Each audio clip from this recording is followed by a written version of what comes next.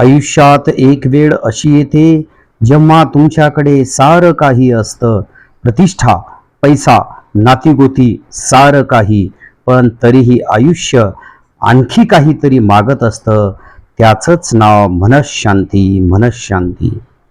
शब्दों का वजन तो बोलने वाले के भाव पर आधारित है। एक शब्द मंत्र हो जाता है, एक शब्द गाली कहलाता है। वाणी ही व्यक्ति के व्यक्तित्व का परिचय कराती है। पुढे जाणाऱ्यांना वाट द्या, मागे पडणाऱ्यांना साथ द्या आणि थकणाऱ्यांना हात द्या. तुम्हाला आयुष्यभर खरंच काही कमी पडणार नाही. कर्माची गणितं खूप सोपी आहेत. जर आपण दुसऱ्याचं चांगलं केलं तर आपलंही चांगलंच होत असतं. एखादी वस्तू न वापरता गंजते आणि जास्तच वापरली तर झिजते. काहीही झालं तरी शेवट तर ठरलेलाच आहे. मग कोणाच्याही उपयोगात न येता गंजण्यापेक्षा इतरांच्या सुखासाठी झिजणे केव्हाही उत्तमच. केव्हाही उत्तमच.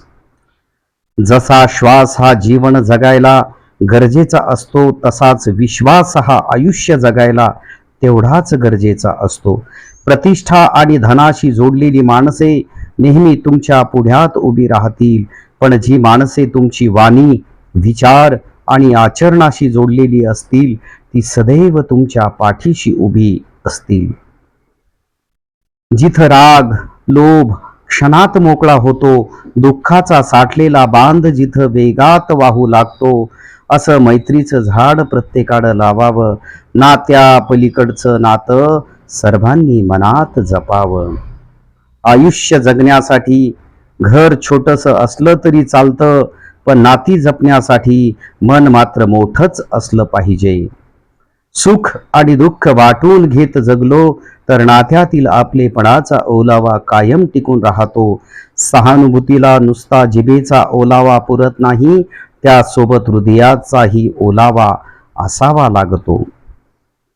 हसता हसता सामोरे जा आयुष्याला, तरच घडवू शकाल भविष्याला.